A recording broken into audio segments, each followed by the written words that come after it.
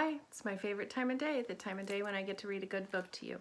Today we're going to read A Letter to My Teacher. It's by Deborah Hopkinson and Nancy Carpenter. Some of you might be starting school right now. This is a good book for the first few days of school. And it tells about a little girl who was having a bit of a hard time when she was in school. It's got a nice ending. It might be a surprise to you. A Letter to My Teacher. You can see she's starting it out as a letter. Do you see the writing?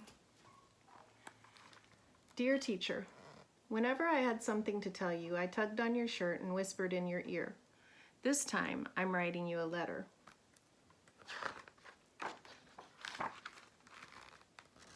I hope you remember me. I was the one who marched to school that first day, splashing through every puddle I could find. I wore a bright yellow raincoat and a dark, stormy frown. Because for me, school meant sitting still and listening, two things I wasn't much good at. Do any of you ever feel that way? I stood there ornery and dripping, just sure I'd get in trouble, but instead, you grinned at me. Good morning, look at you, standing there like Mary Kingsley, just back from canoeing up the Ogowe River. Who? I said. Where? Mary Kingsley, the fearless explorer, you explained. Someday we'll read about her. And crocodiles. Now get the mop. Crocodiles?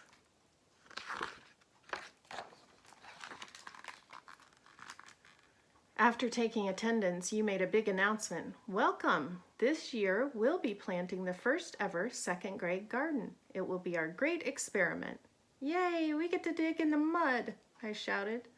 True, but first we read about plants, you said. We'll use math to measure our plot and we'll write our garden plan. Reading, math, writing. I was better at running and jumping.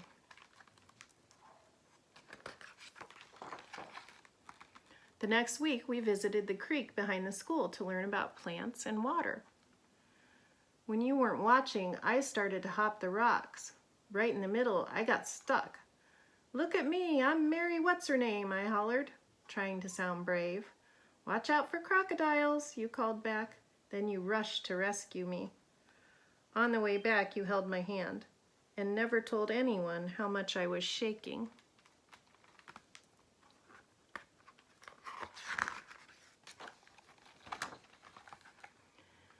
All fall, I tried hard to sit still. Right before Thanksgiving vacation, you asked who wanted to take the Mouse Brothers home.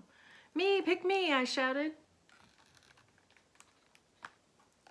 How do you think she feels about getting to take them home? What makes you think so?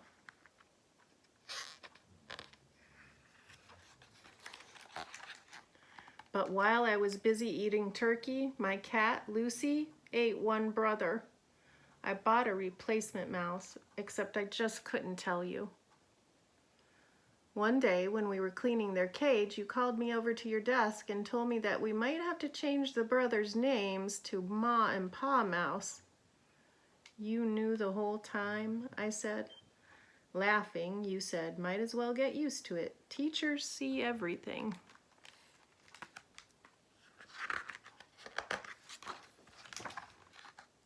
When winter came, the reading corner became our secret garden of stories. On Friday afternoons, we all curled up in a heap to listen, just like our new litter of mice. I loved it when you read to us and always begged for more, but I hated being called on to read out loud. I kept tripping over words. Once, right before my turn, I yelled, "Raise your hand if you want to go home." Another time, I clutched my throat and croaked, "Oh, I lost my voice."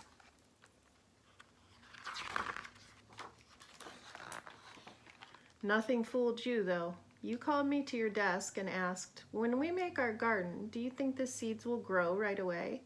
No, I said. Everyone knows they need time and sun and water. Well, learning to read takes time too, you said. Now, I think you have a cat? I nodded. Lucy, the one who likes mice.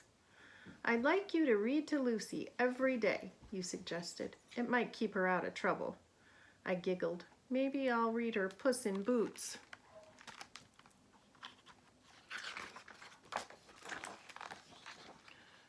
I practiced hard and you gave me extra help too. One day you brought me a special book. I met a real author and he autographed it just for you, she said. I looked at the cover and sounded out the words. Wow, it's about her, that explorer, Mary Kingsley. You smiled. Next week, we can share it with the class. In March, we explored our town. We went on a field trip to an old house. It was full of history and secret stairways.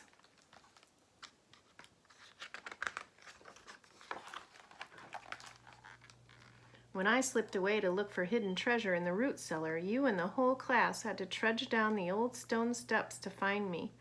I think even you lost your patience that time. Exasperating was the word you used. I remember because that night my mom helped me look it up in the dictionary. Do you know what exasperating means? Maybe you could look it up in the dictionary if you don't know.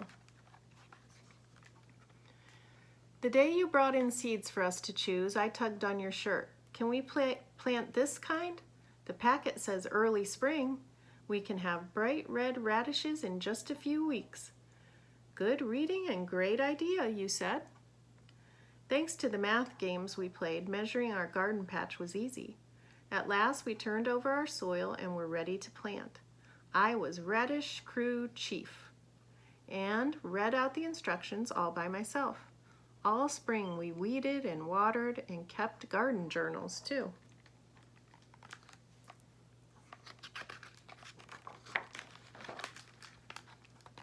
On the Friday before summer vacation, we wrote out invitations to every class to come enjoy the salad we'd grown ourselves.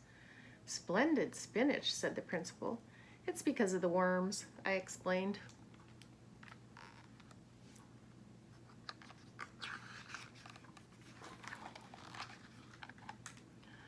I didn't know how to say thank you, so on the last day I gave you a present, a memory quilt. I'd measured squares on paper and made the story of our year in each one. The reading corner, worms in our compost, the magnificent mouse family, and best of all, a picture of you and me. You looked at the quilt a long time, then held it up for everyone to see. Thank you. Now I'll never forget you all and the year of the second grade garden. Me neither, I promised, and I never have.